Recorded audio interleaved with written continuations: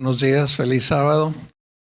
Querida familia de San Nicolás, me da muchísimo gusto poder estar con ustedes en esta mañana de sábado, compartir un poco esto que tanto amamos, que es la palabra de nuestro Dios. Me pidieron que hablara un poco de profecía, de eventos finales. Y vaya que tenemos nosotros oportunidad y necesidad, queridos hermanos, de hablar de esos temas. Y esta mañana, con el favor de Dios, vamos a hablar acerca del alfa y la omega de la apostasía. El alfa de la apostasía es algo de las herejías mortíferas, le llama la sierva del Señor. Es algo que ocurrió en 1902 en nuestra iglesia con características bien especiales, muy específicas. Fue momento de un gran peligro para la organización. Y la sierva del Señor elige, como lo hizo nuestro Señor Jesucristo, con mucho propósito, las palabras alfa y omega. El alfa sabemos que es la primera letra del abecedario del alfabeto griego, la omega es la última. Eso significa que después del alfa va a venir otra apostasía más.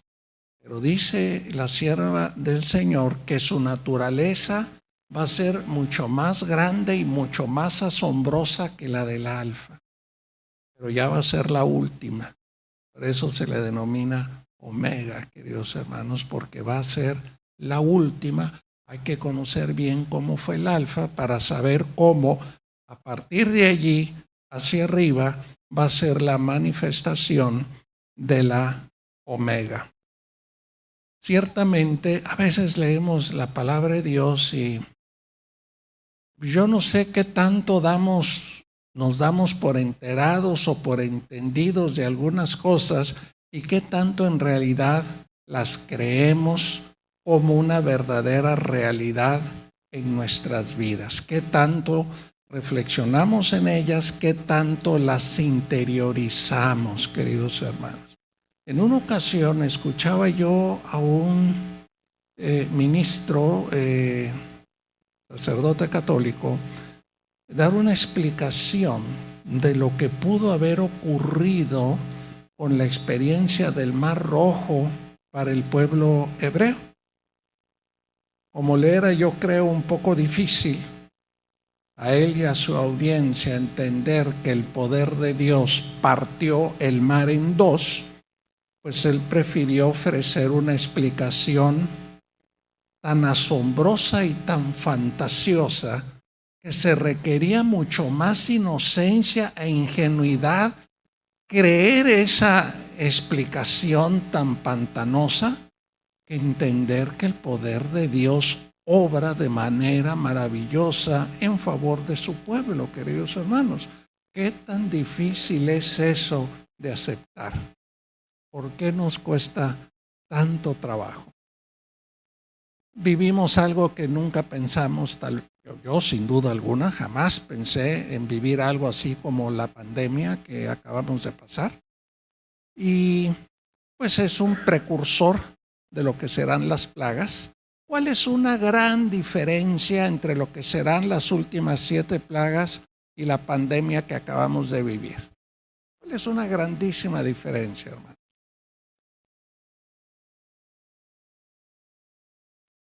Y no le van a afectar al pueblo de Dios. La pandemia agarró parejo, no respetó edad, ni condición social, ni educativa, ni nada, ¿verdad? Parejo. Las últimas plagas, aunque van a ser de una naturaleza mucho más poderosa que la pandemia,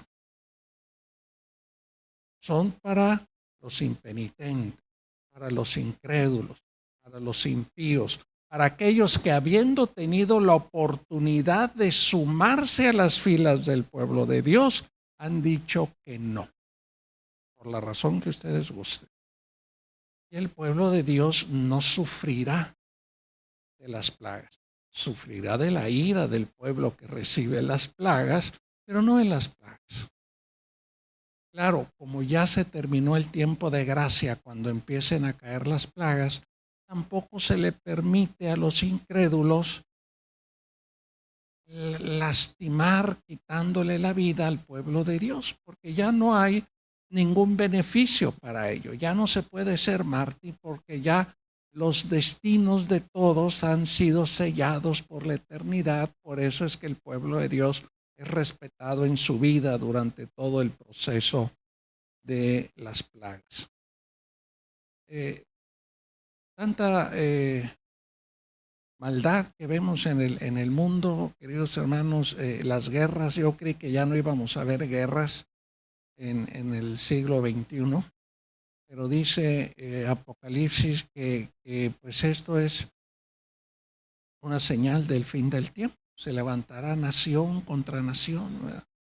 Y ahí vemos a Rusia contra Ucrania, una guerra sin sentido alguno, una invasión más que guerra. Y vemos la guerra de Israel con Gaza, queridos hermanos, la constante amenaza de invasión de China hacia Taiwán, los buques de Estados Unidos merodeando el Mediterráneo en defensa de Israel, merodeando el mar alrededor de Taiwán, listos para defender a Taiwán.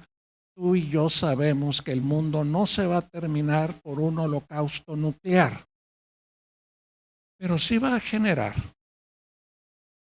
de una manera más rápida que se den los acontecimientos finales, porque cuando el mundo empieza a salirse de control, una nación tiene que dar un golpe de autoridad sobre la mesa y tiene que decir: hay que poner en cintura a todo mundo porque se están volviendo locos. Y nosotros sabemos que es la segunda bestia de Apocalipsis 13, personificada por los Estados Unidos de Norteamérica, quien va a hacer eso. Estamos avanzando de una manera galopante hacia los últimos eventos de este mundo, queridos hermanos. Y la sierva del Señor nos dice, allá por 1893, queridos hermanos, dice: es una solemne declaración la que hago a la iglesia de que ni uno de cada 20, es decir, menos del 5%, de aquellos cuyos nombres están registrados en los libros de la iglesia se haya preparado para terminar su historia terrenal y que estaría tan ciertamente sin Dios y sin esperanza en el mundo como el pecador común. Es decir, más del 96%, dice, se encuentra igual que los impenitentes, impíos e incrédulos. Más o menos en la iglesia somos 22 millones de adoradores en la iglesia adventista. Habemos más de 7,000 millones de habitantes en el mundo. Digamos, somos 7,000. 22 millones entre 7,000 millones nos da por ahí de 0.3%. 0.3%. Eso es menos del 5%. Dice, bueno, pues es que la mayoría pues son todos esos. No, mi hermano. Aquí le está hablando a la iglesia, a la sierva del Señor. No está considerando a los 70,000 millones. Le está hablando a la iglesia, te está hablando a ti, me está hablando a mí. Es dentro de los libros de la iglesia donde no somos ni 5%, que hacemos una diferencia material entre un estilo de vida secular y un estilo de vida de adoración a Dios. Esa es la realidad de las cosas. Y me preocupa. Ni uno entre 100, es decir, menos del 1%, de nosotros está haciendo algo más que estar ocupado en actividades mundanales y comunes. No estamos ni siquiera medio despiertos. ¿Cómo está la Odisea? Dormida.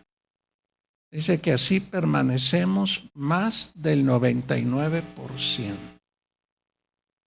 Esto se escribió en el libro Testimonios para la Iglesia, volumen 8, que se escribió en 1905. justamente después del alfa de la apostasía que ocurrió en 1902.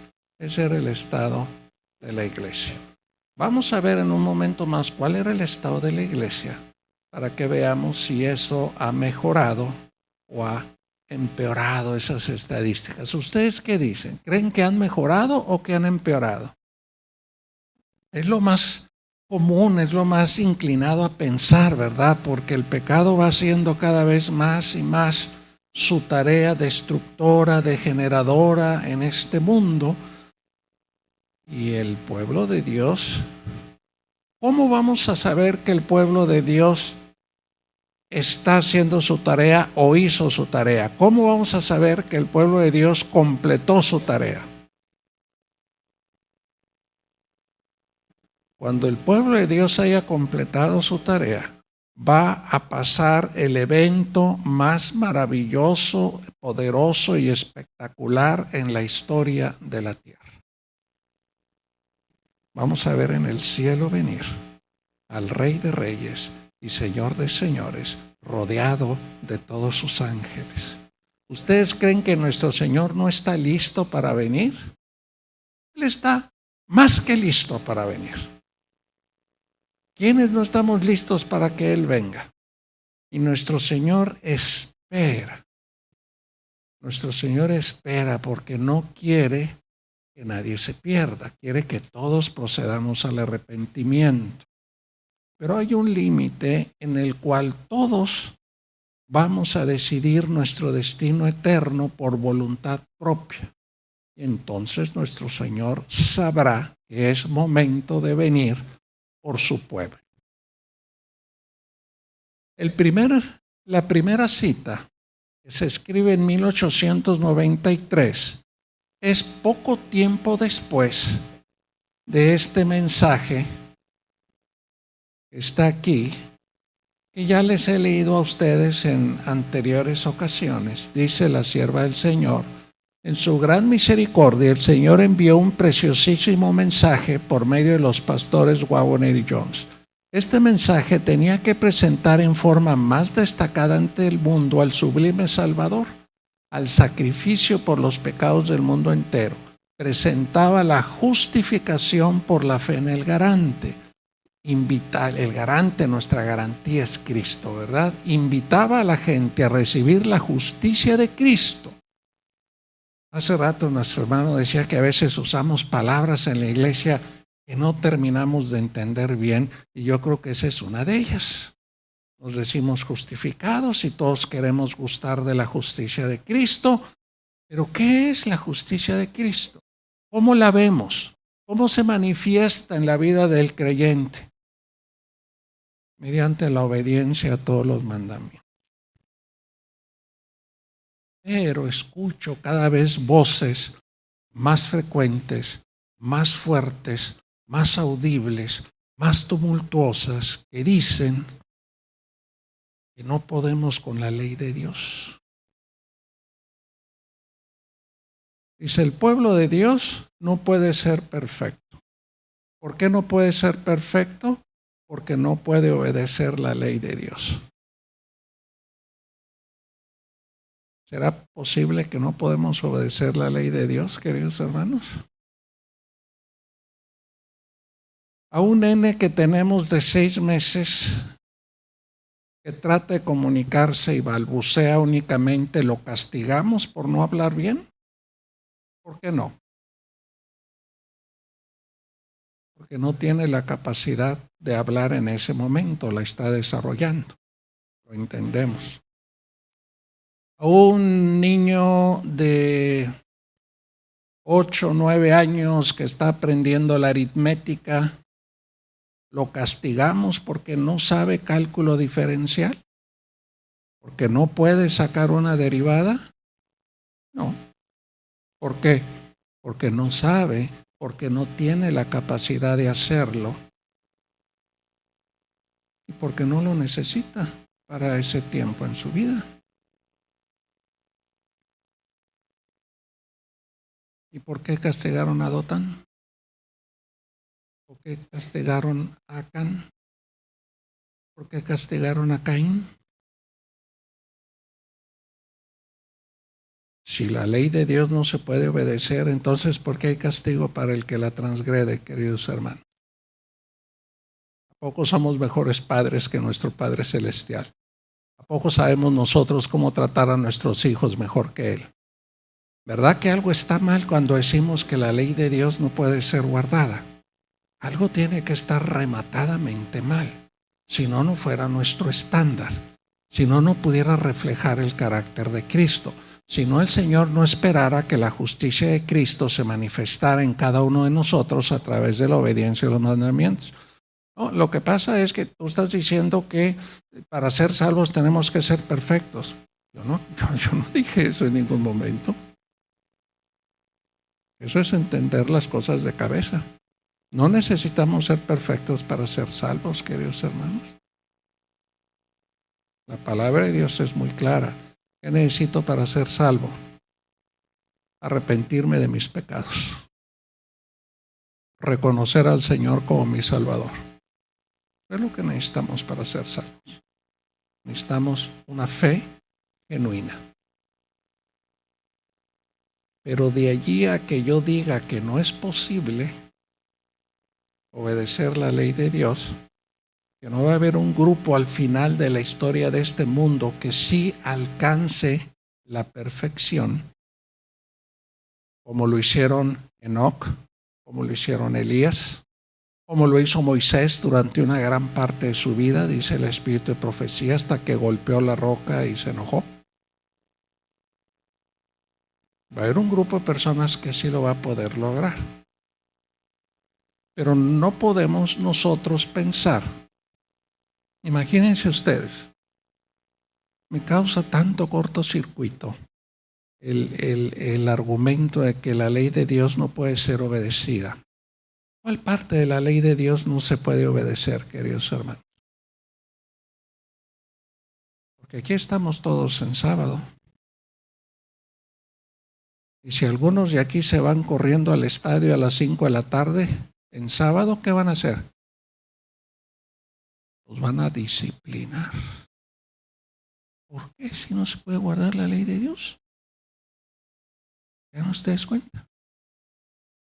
¿Cómo voy yo a defenderme ante mi empleador o ante una corte terrenal de que necesito el derecho de observar el sábado cuando yo mismo digo que la ley de Dios no puede ser obedecida, de la cual el sábado forma parte fundamental? Decir que la ley de Dios no puede ser obedecida, queridos hermanos, es meternos en 40,000 complicaciones de las cuales no vamos a hallar cómo salir. ¿Qué parte de la ley de Dios no puede ser obedecida? ¿El adulterio? Si no se puede obedecer, entonces ¿somos libres de adulterar libremente? ¿O es la parte del robar la que no puede ser obedecida? ¿Verdad que no tiene sentido? No tiene ningún sentido. O se puede o no se puede, o queremos estar con Dios o no queremos estar con Dios. Es bien sencillo. Es bien sencillo, queridos hermanos. Nosotros tratamos de complicar las cosas. Pero con este tipo de argumentos es como se engañó a gran parte del pueblo en el alfa de la apostasía, y es como se va a engañar a una mucho mayor parte del pueblo de Dios en la omega de la apostasía. Varios me han escrito preguntándome si el mensaje de la justificación por la fe, que es el que predicaron Wagner y Jones, es el mensaje del tercer ángel. Y yo he contestado, es el verdadero mensaje del tercer ángel. La marca de la bestia es una advertencia. El mensaje de justificación por la fe es el verdadero mensaje. ¿Qué dice el mensaje de la justificación por la fe? En una versión mega resumida, queridos hermanos, el mensaje de la justificación por la fe dice que si vengo a Jesús con una fe genuina, Él me perdona mis pecados y me da poder para obtener la victoria sobre la tentación. Dos palabras sobresalen de esta definición: perdón y poder.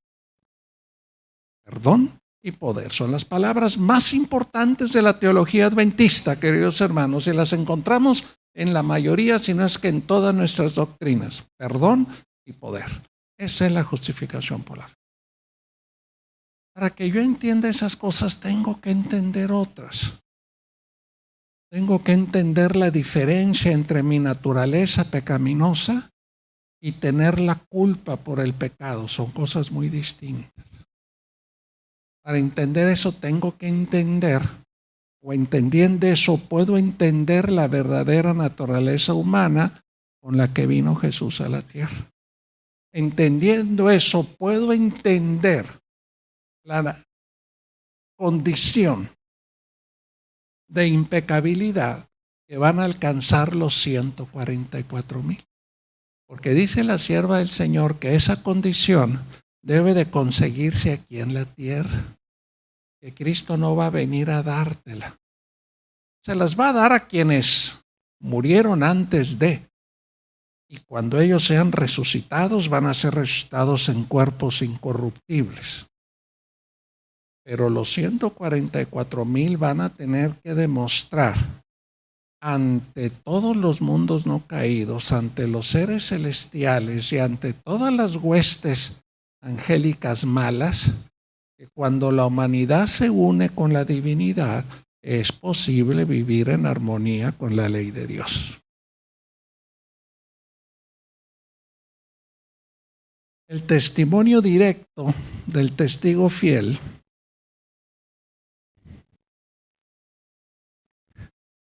el mensaje del tercer ángel es el mensaje que va a dividir al trigo de la cizaña. ¿Cuál es el mensaje del tercer ángel? El mensaje de justificación por la fe que predicaron Waggoner y Jones. Ese es el que va a dividir al trigo de la cizaña aquí, en la iglesia. Y es el que va a purificar al pueblo de Dios para que esté listo para pasar por el gran tiempo de angustia que declara Daniel 12:1.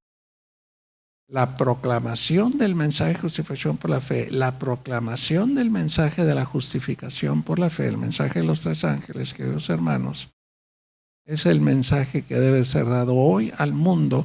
Pareciera que lo estamos dando cuando hablamos de la marca de la bestia. Esa es la advertencia. No es el verdadero mensaje. Pregunté cuál era el significado del zarandeo que yo había visto y se me mostró que lo motivaría el directo testimonio del consejo del testigo fiel a la iglesia de la Odisea. En otra carta que no la traje, no, porque no es de esto el sermón, ahí dice que el mensaje del testigo fiel, que es Cristo a la Odisea, es el mensaje de justificación por la fe, precisamente. Algunos no soportarán este testimonio directo, sino que se levantarán contra él. Esto es lo que causará un zarandeo en el pueblo de Dios. Eso ya ocurrió, queridos hermanos. El principio del zarandeo ya ocurrió.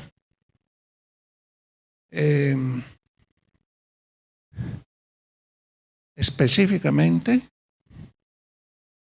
en 1957, cuando se escribe un libro precisamente para denostar el mensaje de justificación por la fe y de la fidelidad de los testimonios del espíritu de profecía. De 1957 tenemos 70 años batallando dentro de la iglesia como nunca antes entre este mensaje de justificación por la fe que dice Ellen White que debe ser dado en todo el mundo y entre aquellos que cada vez son más numerosos que dicen que no es posible guardar la ley de Dios, que la perfección es una imposibilidad humana, que eso nunca va a ser posible y que Cristo vino a este mundo con una naturaleza totalmente no relacionada con nuestra condición. Lo que no se dan cuenta es que lo que nace de mujer, dice Pablo en 1 Corintios 15, 50, 51, el que nace de mujer nace de carne y sangre. Y el que nace de carne y sangre nace con una naturaleza pecaminosa. Entonces, si una persona que nace de mujer no nace con esa naturaleza pecaminosa, significa que la mujer no tiene esa naturaleza pecaminosa. Queridos hermanos, pero los católicos llegaron al dogma de la Virgen María cientos de años antes que estos pensamientos adventistas. Ellos entendieron eso muchísimo antes. ¿Se dan ustedes cuenta la cantidad de problemas en las que nos metemos simplemente por no aceptar la veracidad del mensaje de justificación por la fe? A ninguna vez se le debe impedir, a ninguna voz se le debe impedir proclamar el mensaje del tercer ángel, es decir, queridos hermanos, el mensaje de justificación por la fe. Yo quiero concentrarme aquí en esto. Algunos no soportarán el testimonio directo del mensaje de justificación por la fe. Si vamos a 2 de Timoteo 4, queridos hermanos,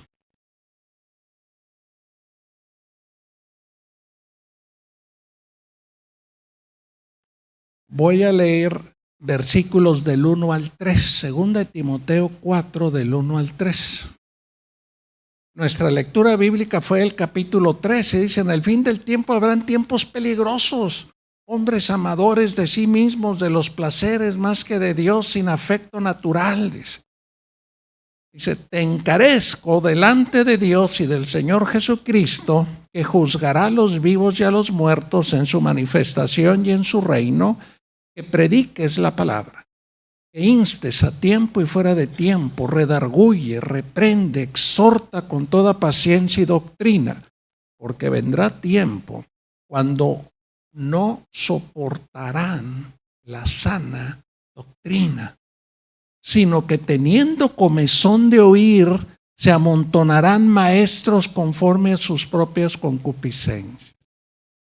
Por eso hoy más que nunca, con tanta red social, hay tanta gente lista para hablar mensajes novedosos, espurios, falsos, pero que le rascan la comezón de los hermanos que quieren escuchar cosas nuevas, distintas, raras, que quieren ir a contar novedades en la familia, con los amigos, a la iglesia. Acá dice que no van a soportar la sana doctrina.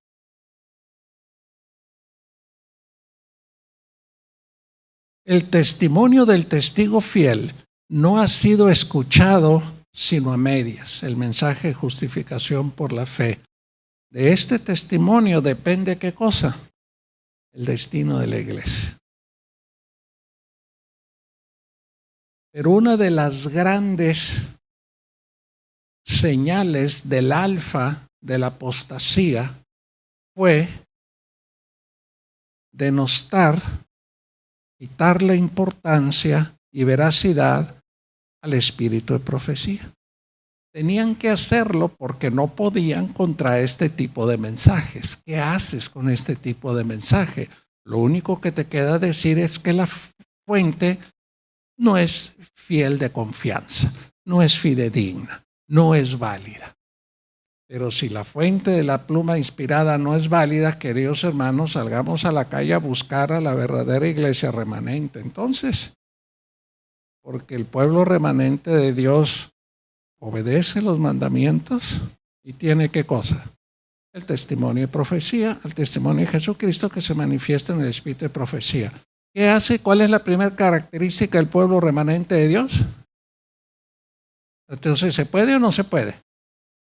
No vengas a decirme que no se puede, porque entonces estás atentando contra la identidad de tu iglesia como carácter remanente. Estás atentando contra el carácter de Dios.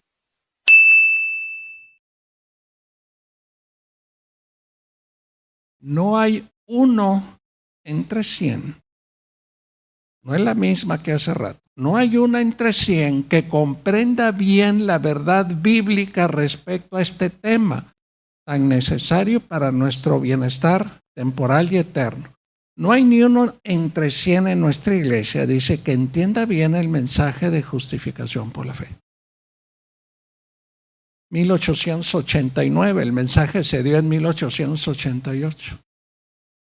El 89 decía, no lo aceptaron el mensaje, no lo entienden y no se dan cuenta lo importante que es. Y hasta el día de hoy yo ya pues ¿cómo les digo? No quisiera decir ya me rendí. Les voy a decir ya lo acepté. Ya lo acepté. Las diferencias con relación al mensaje de la justificación por la fe van a existir siempre en nuestra iglesia y cada vez van a ser más grandes. Cada vez van a ser más profundas y cada vez van a apartar más a unos miembros de los otros. Eso y ya me quedó muy claro. En un principio creí que podía yo convencer a todo el mundo. Entendí que no es así y entendí que es parte del efecto de la predicación del mensaje del tercer ángel que va a separar al trigo de la cizaña. Nada más hay que ponernos listísimos con oración y ruego y acción de gracias para pedirle al Señor que cuando venga el momento de nuestra prueba nos encuentre del lado correcto. Y si por alguna razón estamos del lado equivocado, que podamos verlo, queridos hermanos, y que con el poder del Espíritu Santo nos saque de allí y nos ponga en el lado correcto, en el lado de la verdad, en el lado de la sana doctrina. Porque si vemos que el mundo está dando vueltas, que hay crisis en los líderes alrededor del mundo, déjenme decirles que la iglesia también está dando vueltas. Y aunque estoy muy agradecido con Dios, con el líder que tenemos en Maryland, queridos hermanos, que es una persona que ama la palabra de Dios y ama el espíritu de profecía, no todos los líderes en la iglesia son así, en los diferentes niveles,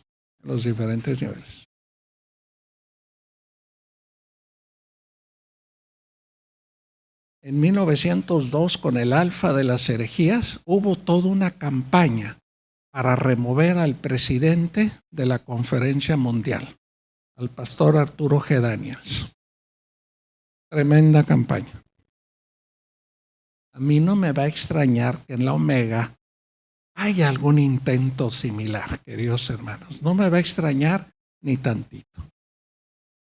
Va a ser nada más prueba de que estamos ya muy cerca del fin del tiempo. Colosenses capítulo 2, les invito a que vayamos allí.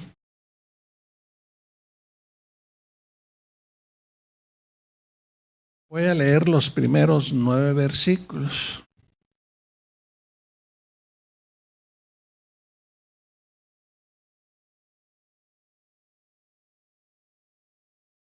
Porque quiero que sepáis cuán grande lucha sostengo por vosotros y por los que están en la Odisea, y por todos los que nunca han visto mi rostro, para que sean consolados sus corazones unidos en amor, hasta alcanzar todas las riquezas de pleno entendimiento, a fin de conocer el misterio de Dios el Padre y de Cristo, en quien están escondidos todos los tesoros de la sabiduría y del conocimiento.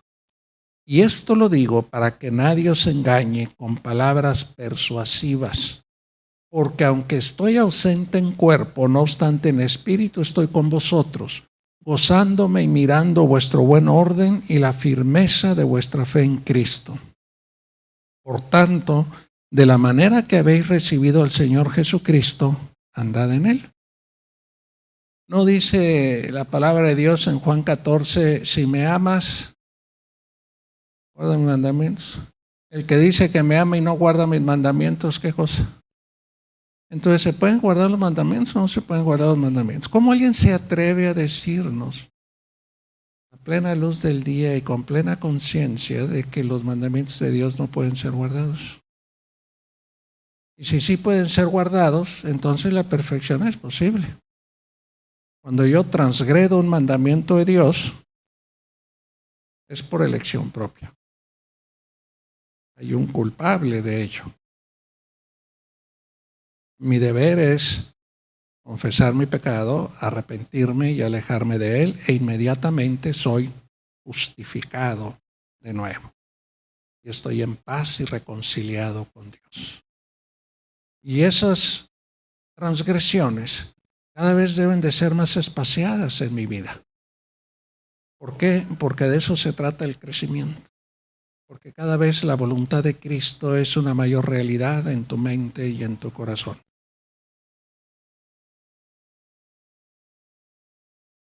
Más espaciado, siempre avanzando hacia adelante y hacia arriba, queridos hermanos. Crecimiento. Eso es un cristiano saludable, un cristiano que crece, que su carácter se desarrolla, se fortalece. No alcanzó la perfección, pero su corazón, les aseguro que ante Dios fue perfecto. Tal vez su comportamiento no. Tal vez no alcanzó a dominar todas las cosas en su vida, pero quería con todo su corazón hacerlo. Y estaba convencido de que con el poder de Dios era posible hacerlo. Porque cuando tú me dices que yo no puedo conquistar todas mis debilidades, lo que en realidad me estás diciendo es que el poder de Dios no es suficiente en mi vida. ¿Te vas a atrever a lanzar un enunciado de esa naturaleza? El poder de Dios no es suficiente para ayudarme a conquistar todas mis batallas. Ahí nos metemos en otra complicación fenomenal, queridos hermanos. No nos conviene estar en el lado equivocado del mensaje de la justificación por la fe, porque nos quedamos filosofando, moralizando y humanizando nuestra realidad. Por medio de la fe, la cual viene por el oír la palabra de Dios, queridos hermanos, exclusivamente. Parece que no terminé aquí, ¿verdad? Dice el versículo 8, mirad que nadie os engañe por medio de filosofías y huecas sutilezas, según las tradiciones de los hombres, conforme a los rudimentos del mundo y no según Cristo. Esas cosas nosotros las agarramos y las achacamos a otras corporaciones religiosas, como la Iglesia Católica, por ejemplo. Ellos son los de las filosofías y las tradiciones y las adaptaciones al mundo. Seguro que nada más ellos, queridos hermanos. Porque hay una corriente de pensamiento que yo le llamo adventismo progresista, queridos hermanos. Traen la agenda del feminismo, traen la agenda lésbico-gay, queridos hermanos, muy, muy fuerte, mucho más fuerte de lo que nos imaginamos. Con ataques directos hacia la conferencia general.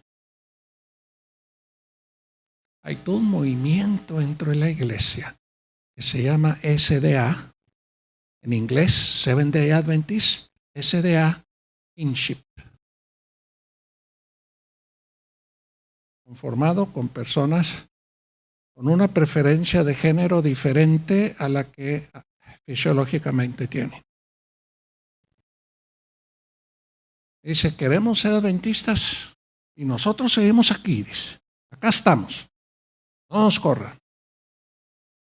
Y atacan continuamente los mensajes de la conferencia general que tienen que ver con este tema. Ya ven aquel pastor en el norte de Alemania que se declaró ante su congregación pues que a él le gustaban los unos y las otras. Que así había nacido, que así era él y que así estaba la cosa y que así estaba bien. Lo decía con orgullo. La asociación local lo dejó continuar. Para cuando llegó a esos oídos de la conferencia general, por supuesto que se subieron en un avión, le quitaron sus credenciales y yo no sé qué harían con la asociación local. Pues, ¿qué tiene en la cabeza, queridos hermanos, con todo respeto? Con todo respeto. Este es el pueblo de Dios del que estamos hablando. Es el pueblo remanente. Son los hijos del Rey del Universo. Vamos a permitir, queridos hermanos, que el mundo nos secularice en lugar de que la iglesia evangelice al mundo. ¿Quién va a poder más? Todo nuestro respeto, toda nuestra consideración y nuestro amor por personas que manifiestan un estilo de vida diferente y que tienen una preferencia distinta. No cambia ni mi amor ni mi respeto hacia ellos. Nada más no me digan que eso está bien con la palabra de Dios, queridos hermanos, porque podemos hablar toda la siguiente hora hablando cómo eso está directamente en contraposición con la sana doctrina.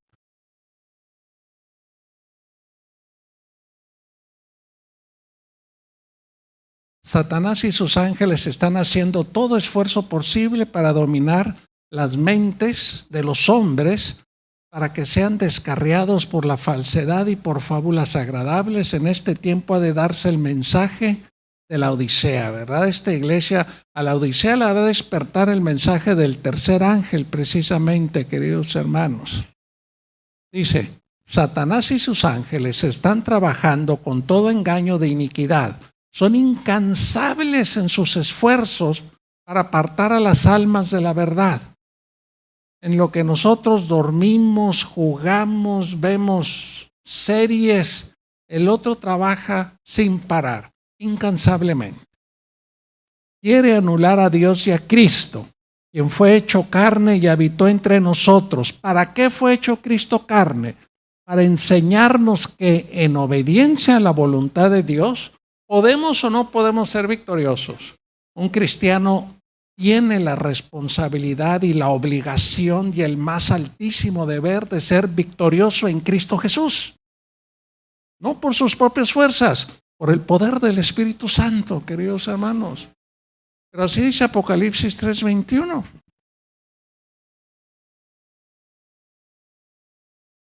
Apocalipsis 3:21 dice que a los que obtengan la victoria, dice, yo los dejaré que se sienten a mi lado en mi trono, así como yo he obtenido la victoria y me he sentado con mi Padre en su trono. Exactamente de la misma manera. La misma imagen de Dios debe reproducirse en la humanidad. El honor de Dios, el honor de Cristo está comprometido. ¿Qué cosa? ¿El honor de quién? De Dios. Y el honor de Cristo están comprometidos en el desarrollo de un carácter perfecto en ti y en mí.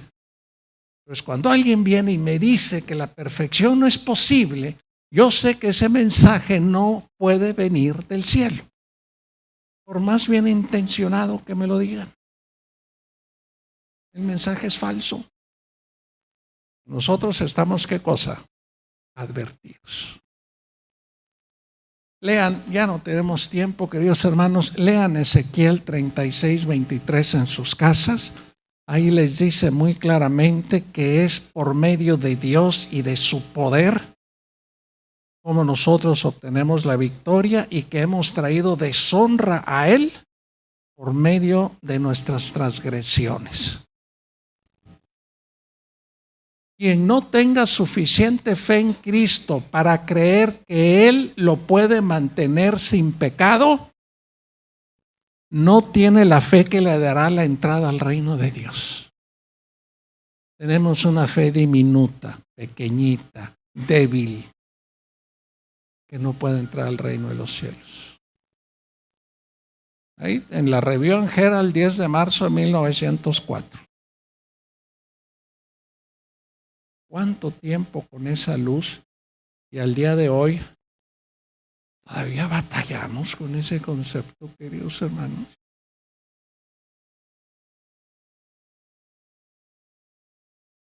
De los defectos de carácter se vale Satanás para intentar dominar toda la mente. Y sabe muy bien que si se conservan estos defectos, si no tratamos de conquistarlos, va a lograr el dominio total de nuestra mente. De ahí que trate constantemente de engañar a los discípulos de Cristo con su fatal sofisma. ¿Cuál es el fatal sofisma? Que es imposible vencer. También leemos en otra cita de la sierva del Señor que fue Lucifer el primero de decir en el cielo que la ley de Dios no puede ser obedecida. Y aquí nos dice que no podemos vencer. Entonces, cuando escucho a un hermanito lindo y querido decir que la ley de Dios no puede ser obedecida, que nosotros no podemos obtener la victoria sobre la tentación, ¿quién lo está utilizando? ¿Un instrumento de quién es? Aunque duela, queridos hermanos, ¿qué le dijo Jesús a Pedro? Apártate de mí, Satanás. Era un instrumento. Era lo último que quería Pedro, pero estaba interponiéndose en la sagradísima misión de Jesús. Y la sagradísima misión del Espíritu Santo es desarrollar el carácter de Cristo en ti y en mí. Y todo el que y lo que se interponga en ese desarrollo está haciendo el trabajo del enemigo de Dios. Nadie considere pues sus defectos como incurables. Dios concederá fe y gracia para vencerlos.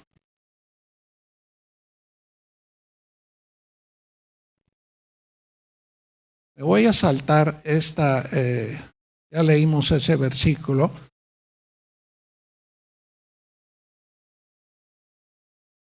¿Qué es lo que ocurrió, queridos hermanos? Dice la sierva del Señor en el tercer bullet: no os engañéis, muchos se apartarán de la fe prestando atención a espíritus engañadores y a doctrinas de demonios. Tenemos ahora delante de nosotros el alfa de este peligro. Lo escribe ya en 1902. La omega será de una naturaleza asombrosísima. Acá les pongo esto rapidísimo, queridos hermanos, nada más para mostrarles que el alfa, este es hoy, el día de hoy. El alfa está previo a, la omega está despuesito. Justo cuando se manifieste la omega empieza el fuerte pregón, la lluvia tardía y estamos listos para las últimas plagas. Estamos ubicados en los eventos finales, queridos hermanos. ¿Qué es lo que ocurre? Ocurre que, voy a pasar aquí un poco rápido, ahorita regreso a ese slide. Ocurre que la sierva del Señor daba amonestación tras amonestación para que el sanatorio de Battle Creek ya no creciera más y se empezaran a mandar misiones médicas a otras partes de Estados Unidos. John Harvey Kellogg cada vez lo hacía más grande. Debido a la legislación americana en aquel tiempo, el sanatorio tenía que estar a nombre de una persona física, no de una iglesia, lo puso a nombre de él. Y cada vez el sanatorio partía más separado de las doctrinas de la iglesia, a manera tal de que le estaba quitando inclusive las responsabilidades de la observancia del sábado, y cada vez a los enfermos les daban más actividades seculares durante el sábado, y estaba él secularizando por completo lo que llegó a ser el sanatorio más importante de los Estados Unidos en su momento, el sanatorio de Battle Creek.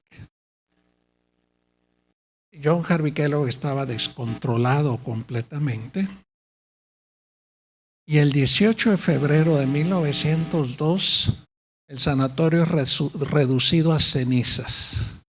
Increíble. Se quema de pies a cabeza el sanatorio. Como parte de su reconstrucción, que quería hacer este hombre una obra más grande todavía en contra de los consejos de la sierva del Señor, pues al presidente de la conferencia, Arturo Daniels, él recuerda que el libro Palabras de Vida del Gran Maestro que escribió Elena White se vendió para recaudar fondos para construir escuelas. Les dijo, ¿qué tal? Le dice, este hombre era muy bueno, era muy elocuente, era toda una autoridad nacional en salud. Le dice, oye Harvey, ¿por qué no escribes un libro para que nos ayude a financiar la construcción, la reconstrucción del sanatorio? Y a aquel le encantó la idea. Y se avienta su libro, el Living Temple, que seguramente algunos de ustedes ya han leído al respecto, el templo viviente.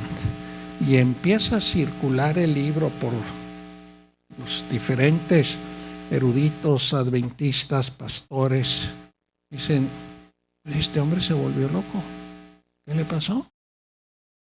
Dice, él decía, el cielo está donde está Dios. Y Dios está en todas partes. Dios está aquí en la tierra. Dios está en los árboles. Dios está en el pasto. Dios está en mí. Cada acto mío es una manifestación de un acto creador de Dios. Y si Dios está, si el cielo está donde está Dios y Dios está aquí en la tierra en todas partes, entonces el cielo está aquí. Dice Harvey Kellogg, el santuario es el corazón y es lo que debe ser purificado. El aire es el Espíritu Santo y el sol es la Shekinah. Completamente descontrolado, desorbitado.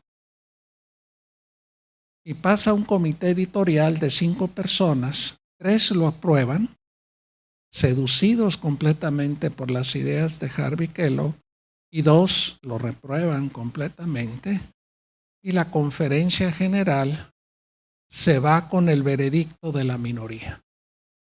Se va con esos 2 y dice, no se publica. En aquel tiempo, la Review and Herald, que era la casa publicadora más grande de Michigan y una de las más grandes de Estados Unidos, apurada para pagar lo costoso de su construcción, imprimía lo que se le cruzaba enfrente. Cualquier tipo de material mundano, secular, lo que le arrimaban era impreso. Después de que John Harvey es rechazado con su libro, pues él dice, oye, es un tipo muy inteligente, ¿pero qué no la Review and Herald hace trabajos personales, privados? Y se fue a ver al gerente. Óigame, me imprime 5,000 de esto de manuscrito. ¿Que usted va a pagar? Sí, yo voy a pagar. Sí, claro que sí, le imprimo los que quiera. Y ese mismo año, el 30 de diciembre de 1902, la Review and Herald también se hizo cenizas. Y le dice el jefe de bomberos al presidente de la Asociación General, oiga, estos sus fuegos adventistas son raros. Dice. Mientras más agua les echamos, más fuerza agarra el fuego. Es que eran juicios de Dios, queridos hermanos. Eran juicios de Dios. No por un descuido habían agarrado fuego esos edificios. El alfa de las herejías no solamente era toda la teoría panteísta que Harvey Kellogg había metido en su libro y que tantas personas le habían dado entrada. También era un pastor de apellido Cartwright que se fue en contra del santuario. Y si vas en contra del santuario, forzosamente tienes que ir en contra del espíritu de profecía. Y también surgió el pastor Ballenger. Ballenger igualmente decía que Jesús subió derechito al lugar santísimo, no al lugar santo. Así es que olvídense de 1844 y olvídense del espíritu de profecía. ¿Saben qué más dijo Ballenger que me llamó la atención poderosamente? Dice, debemos de hacer a las iglesias más atractivas para la población. Y eso significa debemos de desenfatizar algunas doctrinas distintivas, como el sábado, para que podamos tener éxito. Pues esto no es un estadio de fútbol o de espectáculos, no se trata de llenar la iglesia por llenar la iglesia. Se trata de invitar a los que quieran sentarse a los pies de Cristo Jesús. Se trata de que estemos juntos todos los que queramos darle nuestra voluntad a Cristo Jesús y ayudarnos mutuamente para hacerlo. La meta no es llenar de gente la iglesia. Satanás tiene pensado atestar nuestras iglesias de gente no convertida, que sostengan desde el púlpito la infernal tea o antorcha satánica, dice la sierva del Señor. Él es el que tiene esos pensamientos. Y me puso a pensar ese pensamiento que tuvo Wallinger en 1902, en 1904. Por eso escribe la sierva del Señor, ni uno de cada 100 de la iglesia tiene una relación correcta con el Señor por todas estas cosas que ocurrían. Y me pongo a pensar en el concepto de iglesias amigables, queridos hermanos. Exactamente qué queremos decir con iglesias amigables. San Nicolás no es amigable. Oscar no es amigable. Israel no es amigable. Cindy no es amigable. ¿O qué? ¿Qué queremos decir con iglesias amigables? Si en realidad lo que me quieres decir es que le bajemos un poquito la mano a nuestras doctrinas distintivas, pues ya empezó mal la cosa. No va a ir por buen camino el tema de iglesias amigables. En la lección 3 de este trimestre, se los tengo que comentar porque estuvo publicado. Eso significa que estuvo en las manos de varios de ustedes que se molestan en leer el auxiliar del maestro. Y ahí en la lección 3, página 38,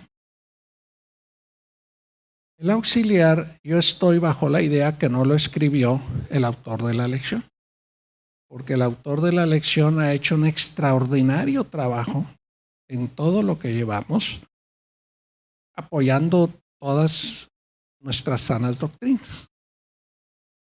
Y cuando hay veces, sé porque yo lo tengo en electrónico y luego en electrónico no te dan los nombres del autor, ni de la lección siquiera. Pero anteriormente, cuando los tengo en electrónico, ahí veo, a veces son el mismo autor y hay veces que son diferentes. Y acá dice, a mediados de párrafo, el Dios de la ley. Le saqué foto a la página. Y dice, la visión que tienen los salmistas de la ley de Dios difiere de la idea común que prevalece en muchos círculos hoy en día. Se refiere a círculos en nuestra iglesia. Los salmistas tienen una idea diferente. Una idea, dice, muchos grupos sostienen la idea que la ley divina es un conjunto de normas rígidas que debemos obedecer estrictamente o sufriremos un duro castigo como consecuencia de violar cualquiera de sus preceptos. Que habemos algunos círculos dentro de la iglesia que pensamos que la ley divina es un grupo de normas rígidas que deben obedecerse estrictamente. Culpable.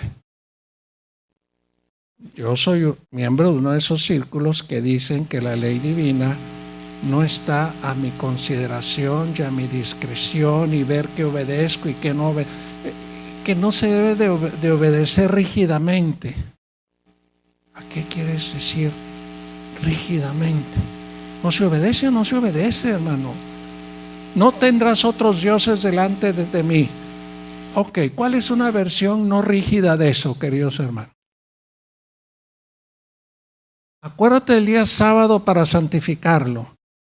Es una versión no rígida. ¿Cómo puedo guardar el sábado y no guardarlo al mismo tiempo? ¿Lo guardo o no lo guardo, verdad? O uso el nombre de Dios en vano o no uso el nombre de Dios en vano. O honro a mi padre y a mi madre o no honro a mi padre y a mi madre. ¿Qué me quieres decir con que no es rígido? No sé si alguno de ustedes tuvo la oportunidad de leerlo. Creo que es una expresión increíblemente lamentable. Mi recomendación es, si tienen el libro, que lo tachen, que lo borren, que arranquen la página. No tiene nada que ver en la enseñanza de la sana doctrina. Los salmos no hacen otra cosa más que enaltecer la ley de Dios, desde el Salmo número 1 hasta el 150, y si tienes alguna duda, léete todo el 119 con sus 176 versículos para que termines de entender lo que los salmistas piensan acerca de la ley de Dios. Entonces, aparte de equivocado en su comparación con los salmos, absolutamente equivocado con su concepto de no rigidez acerca de la obediencia de la ley de Dios. Mi muy particular opinión, queridos hermanos, pero creo que les puedo sacar 50 versículos bíblicos y 100 citas de escrito y profecía como ejemplo de lo que les estoy diciendo. No me escuchen a mí, por supuesto, escuchen lo que dice la palabra inspirada.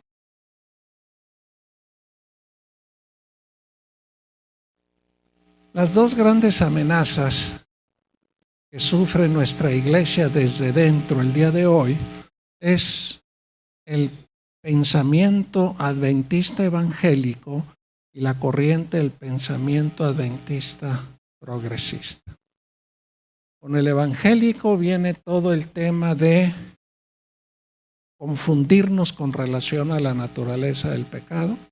Viene todo el tema de no podemos obedecer la ley y la perfección es imposible para el pueblo de Dios. Jesucristo no vino en nuestra naturaleza humana. Le daba sueño y le daba hambre, sí. En eso se parece a ti, pero hasta ahí. Es decir, el adventismo evangélico está en directa contraposición con el mensaje de justificación por la fe. Y sus principales teorías pues están escritas en un libro desde 1957 que se llama Preguntas sobre Doctrina. Que la mayor parte del libro dice cosas muy valiosas y muy útiles, por supuesto, es un libro muy grande. Pero tiene una que otra gema por allí, queridos hermanos, que hacen que se te erice el pelo y se te enchine la piel. El adventismo progresista tiene que ver con la adaptación de la iglesia a las tendencias sociales y culturales del mundo. No quedarnos atrás, ser abiertos para que sepamos cómo relacionarnos con esa gente que evoluciona y progresa y que nosotros nos quedamos allá en los tiempos en que vivía Cristo. Pues sí podemos evolucionar en temas de tecnología, queridos hermanos, nada en contra de ello. Pero si quieres que me evolucione en mi concepto de la ley de Dios y en mi obligación de obedecerla y enaltecerla en mi vida, ahí lo único que puedo hacer es crecer hacia ese objetivo. Evolucionar separándome de ese objetivo es más bien devolucionar, es ir hacia atrás, queridos hermanos, de una verdad que hemos comprendido desde hace mucho tiempo. Y esto se manifiesta en varios elementos que vivimos en nuestra iglesia. No tengo tiempo de entrar a cada uno de ellos, tal vez en otra ocasión pueda venir y hablar específicamente de cada una de estas diferencias. No puse todas, de hecho puse algunas. La autoridad de la Biblia. ¿Es la Biblia amoldable a los tiempos y a las culturas? ¿O la Biblia es la autoridad y la palabra de Dios para nosotros hoy día? La creación literal en 6 días consecutivos. Hoy hay adventistas, laicos, pastores que no creen eso. Nada más que mi cabecita tan limitada hace un cortocircuito espectacular con una persona que no cree que Dios creó los cielos y la tierra en 6 días consecutivos y guarda el sábado. Esa lógica yo no la puedo entender. No sé cómo entrarle, queridos hermanos, la verdad. Porque el sábado es ¿qué cosa? La conmemoración de la creación de Dios en 6 días consecutivos. Por eso se celebra cada 7º día. ¿Cómo no vas a creer eso y ser un observador del sábado? Somos tan contradictorios, tan conflictivos en nuestra forma de ser, queridos hermanos, que podemos decir las contradicciones más grandes del mundo.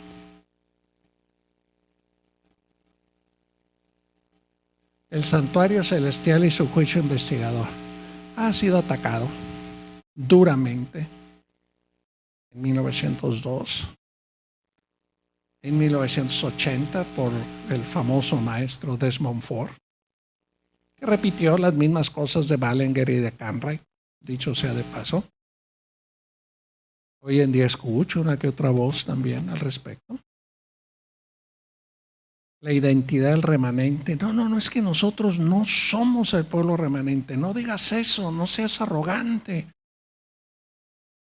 Es que no lo digo yo, lo dice la palabra de Dios.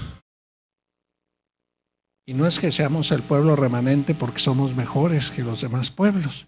Yo creo precisamente que por ser los más pequeños, los más débiles y los más insignificantes, Dios nos ha permitido ser el pueblo remanente. Para que no sea por obras, para que todo sea por medio de su poder y de su justicia, queridos hermanos. Y así este pueblo llegue a ser lo mejor de la tierra, pero no porque innatamente sea mejor que todos, sino para que siendo lo peor, el poder de Dios se manifieste de manera tal que nos hace más nobles y mejores que todos. Yo soy convencido de eso, queridos hermanos. El espíritu de profecía. Hoy en día, solía yo decir, en Estados Unidos, en muchos lados, ya no les gusta el espíritu de profecía. Aquí en México también, ya me topé con eso. Nuevamente, son 2 características que distinguen tremendamente al pueblo remanente. La observancia de toda la ley de Dios y el espíritu de profecía. El estilo de vida, la simplicidad en el vestido, las preferencias de género, nuestras formas de entretenimiento. Hay otras más. Están haciendo nuestro estilo de adoración. No sé si venga ahí viene nuestro estilo de adoración, queridos hermanos. Hay iglesias diferentes, amigables, que tienen estilos de adoración que no necesariamente son los más correctos y que tenemos luz de parte del espíritu de profecía al respecto. Hay otras y hay mucho que decir acerca de cada uno de ellos, queridos hermanos, pero ya en su momento lo diremos. Bueno, si es que tenemos nosotros oportunidad. Les leo ya para terminar, queridos hermanos. ¿Cuál es el plan del enemigo? El plan de Satanás es debilitar la fe del pueblo de Dios en el espíritu de profecía. Esos son los testimonios. Luego sigue el escepticismo respecto a los puntos vitales de nuestra fe. El santuario, el juicio investigador, el sábado. Los pilares de nuestra posición. Después la duda hacia las escrituras. Y luego la marcha descendente hacia la perdición. Cuando se duda y renuncia a los testimonios, es decir, cuando no creemos en el espíritu de profecía, en los cuales una vez se creyó, Satanás sabe que ya te tiene en la bolsa, no te vas a detener ahí. Primero niegas el espíritu de profecía, luego doctrinas fundamentales, luego toda la Biblia, y luego no tienes cuándo parar, no tienes tope. Ya nos fuimos.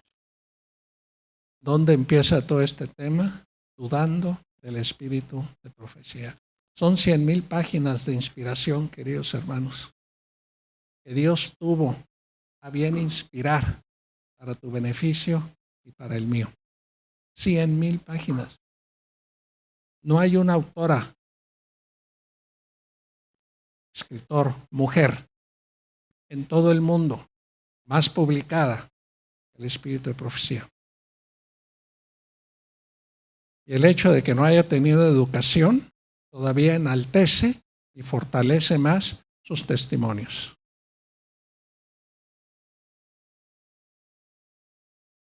La lluvia temprana produce nuestra conversión, queridos hermanos, y la lluvia tardía produce un carácter semejante al de Cristo. Esta es la experiencia de la justificación por la fe. Lo de arriba es el perdón y lo de abajo es el poder. Todo por Cristo. El perdón por la gracia de Jesús, el poder por el poder de Cristo Jesús. El permanecer de pie en defensa de la verdad y la justicia cuando la mayoría nos abandone. El pelear las batallas del Señor cuando los campeones sean pocos. Esta será nuestra verdadera prueba, queridos hermanos. Vamos a ser encontrados solos, a veces sin aquellas estrellas que brillaban y que admirábamos y que han caído a la oscuridad, queridos hermanos. Yo ya he visto algunos. Y vamos a tener que responder por nuestra fe. La omega de la apostasía va a ser en sus efectos mucho más terrible que el alfa que sacudió la iglesia. Van a atacar desde adentro, desde personas que puedan gozar de tu confianza o de tu admiración. Van a atacar el espíritu de profecía, el santuario, el juicio investigador, el sábado. De una manera como nunca antes. Te van a confundir terriblemente con la naturaleza del pecado y van a negar que la ley de Dios es posible que sea obedecida y que la perfección es una imposibilidad. Hemos sido advertidos, queridos hermanos, dice la sierva del Señor, que nuestro más alto deber es escudriñar la santa palabra, número 1, poner nuestras vidas en armonía con ello, número 2, y exhortar a otros para que hagan lo mismo, número 3. Dice, eso es el más alto deber de todo cristiano. Escudriña las Escrituras, pon tu vida en armonía con ellas y motiva para que otros hagan lo mismo. Que Dios les bendiga, queridos hermanos.